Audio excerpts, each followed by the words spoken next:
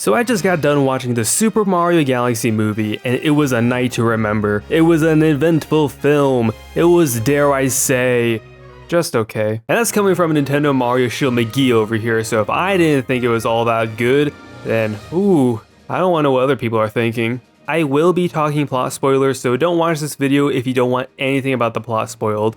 I won't talk about the post-credit scene, so you don't have to worry about that. I just want to focus on the movie and what happens in it. Going into this film, I was as hyped as I could ever be. The first movie put a smile on my damn face through the entire thing. And I mean, I saw this opening night, so that's gotta amount to something. And I want to preface this review by saying I'm not hating on the movie for what it didn't do, at least not to a hyperbolic degree. I'm not disappointed because I got my expectations too high. My middling reviews come from a place of wanting these movies to improve. So take my word when I say, the Super Mario Galaxy movie has its problems. Let me get my biggest critique out of the way. The pacing in this movie fucking sucks. The first Illumination Mario movie had pacing problems as well. I even rewatched it before watching Galaxy. And while the pacing is super fast there, that film had a lot more moments to breathe. Like the scene that sets up this movie where Mario and Peach are in the Fireflower field talking about other galaxies. It's nothing special, but it was a nice moment between two characters and they let the scene play out. Miyamoto wasn't kidding when he said this movie was super fast paced, more so than the first movie. And I genuinely think that's to the film's detriment. There's a scene earlier on in the film where one of Rosalina's Lumas crash lands in the Mushroom Kingdom, the Luma asking for Peach's help, saying that if Rosalina was ever in trouble, to find Peach because she could help her. And she's like, okay, sure, I'll help you out, little bro. And I don't think she says it like that. And the problem with that scene is that we don't really see Peach think too much about the request from the Luma. She ups and leaves immediately in the very next scene. It's so unnatural. Point is that the movie is always next scene to the next scene to the next scene. It makes certain moments feel very unnecessary, like Bowser getting taken as prisoner on Honeyclimb Galaxy. With the quick-paced nature of the movie, that scene has no lasting impact on me. Like, why am I supposed to care that he made a noble sacrifice when we barely see him in the situation he got himself in before being rescued? The time they spent on the Cascade Planet was such a pace breaker. It was the only point in the movie where I felt like it dragged. And it would be the thing I would cut first in favor of giving me time to flesh out other parts of the movie, like the ending. It wraps up so quickly. I got so much whiplash from it. Peach saves Rosalina, Mario and Lug stop Bowser and his junior, and then they go home. Movie's over, go play Star Fox. Those were a few examples I could think of for terrible pacing in the film. There's a lot more, but those are my general nitpicks of it. I have another problem that treads the line of pacing and plot, so let's talk about the plot. It's fine. So Bowser Jr. captures Rosalina for the entirety of the movie, and Mario and the gang gotta save her and stop Bowser Jr.'s plans to rule the universe. That's a gross oversimplification of the plot, but it segues into me saying, uh-oh, yikes, you wanted Rosalina in your Mario Galaxy movie? Well, fuck you, tough shit. Here's Fox McCloud. Go play Star Fox. Like I said, she got captured in the first 5 minutes of the movie, and I said out loud in the theaters, uh-oh. Because I knew this movie might have dropped the ball. She shows up at the beginning and the end of the film pretty much. They forgot her more than they forgot Luigi in the first movie, and that's saying something. Poor Brie Larson, man. She deserved better than this. I'm not saying that the plot line of her getting captured couldn't work. I think they do a decent job at presenting her as skilled and a threat that was taken seriously. But my god, give her something to do in the middle of the film. Like plotting to escape or scenes of her confronting Junior or I don't know, fucking anything. There's a loose idea of rescuing Rosalina, but all that equates to is a bunch of meandering around until they show up to Planet Bowser at the end. I think I like the plot of the first movie a tiny bit more. It was simple but effective, and generally a lot more focused. My takeaway from the first movie was that it was a stepping stone for the sequel. This movie has the same highs and lows as the first movie, but with a grander scope and plot. And that's fine if they wanted to do that, but when you have the same problems as the first outing but worse, then it's hard not to be disappointed in that aspect. I'll talk about characters next, and you know what? I like the characters in this movie. It's a shame a lot of them don't have much to do, but I like these characters interacting with one another, especially seeing Mario and Luigi interact more. That was definitely one of my highlights. I already bitched about Rosalina's relevance. Yoshi is almost the same. He's at least a part of the action and does things in the plot, but he feels like a side thought compared to how the post-credit scene of the first movie set him up to be. I think Peach is good here. I think I like her a lot more in this movie. Same with Bowser, maybe a little bit less in this film.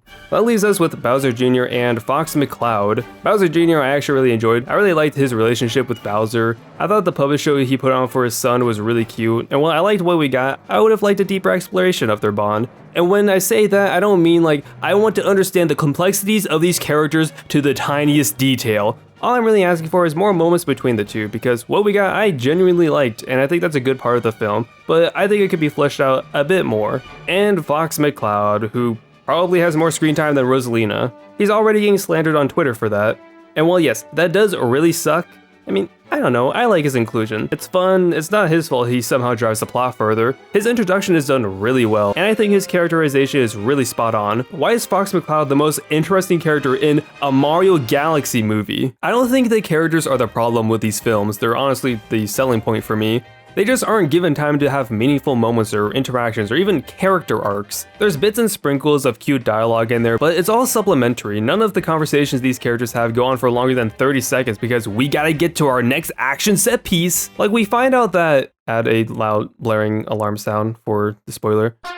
We find out that Rosalina and Peach are sisters. They share 2 lines of dialogue together, and that's it. That's how the movie ends. Movie's over, go play Star Fox. And once again, I don't think Toad interacts with anyone besides Peach in this movie. Give these characters some arcs or character flaws to overcome, man. And I thought they were gonna do that with Yoshi and Toad, but nope, there's 2 lines of dialogue with that, and I think that's it. Alright, I think I need something to compliment.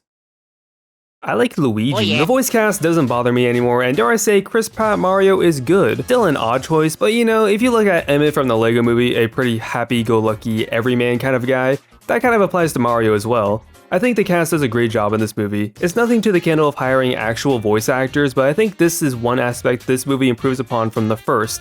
The performances are good for what they are, especially Glenn Powell as Fox McCloud. They really gave that guy a lot of love in this movie. There's no obvious worst performance for me unlike in the first movie, and no, it wasn't Mario, it was Cranky Kong. There maybe was some odd line deliveries from Bowser Jr., but that genuinely might be it. And obviously, the music and the visuals of these films are so amazing. And I don't want to dock those aspects of the movie because they are without a doubt the highlight and best part of these movies. So props to the animation team and props to Brian Tyler for the music. I think he has an excellent score for this movie. But that's what everyone will compliment the movie on. It's like stating the obvious. Water is wet, the sky is blue, Luigi is goated. And another thing I want to compliment the movie on is the Easter eggs. Another thing that will obviously be praised. I like looking at the screen and going, yo, I know what game that song is from, or yo, I recognize Rob. Is it a substitute for plot?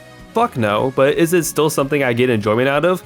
Yeah, part of me wants to be in that crowd that says, you only like it for the references, but I can take a step back and admit, I like doing that, and there's nothing wrong with doing that. That goes the other way too. It's fine if you don't like the cameo fest these movies can be. It's fine to have both of these opinions, unless you're being a dick about it and telling others how to feel. Even with all my rambling and critiques, I enjoyed the movie. I don't think it's a good movie, but I enjoyed it. I will always find something to enjoy with these, whether it's seeing Luigi on the big screen, or looking at Luigi. Is this the worst movie ever made? Apparently to this guy it is. It's not a terrible movie, it's not a spectacular one either. I give these movies 2 reviews, one as a Mario film and the other as an actual movie. As an actual movie, the Mario Galaxy movie to me is a 5 out of 10. The pacing kills it from being any greater, and as a Mario movie, about a 6 out of 10. For comparison, I give the first movie a 6 out of 10 for a regular movie and an 8 out of 10 for a Mario movie. But I think it's more important now than ever to get your thoughts on the movie out there and form your own opinion. This is a Mario movie, so it's gonna make a shit ton of money regardless of the press, so a sequel is inevitably on the way. So if we critique the parts that we don't like about this movie, we could probably make enough fuss to make the third movie better. I think it already worked with this one. They toned down the licensed music a lot in this movie compared to the first one, and that was such a huge problem people had with the first. I could excuse the first movie's problems as they'll be improved upon in the sequel, but for the Galaxy movie, these criticisms need to be tackled head on. You can't fool a caveman twice, but you sure can't fool a Nintendo fan twice though. Anyway, with that being said, let me know what you guys think of the movie. Did you like it? What issues did you have that I didn't talk about or points you disagree on with me? With that, I'll leave you off with the post-credit scene of this movie. Oh shit, here comes Pac-Man. Yo,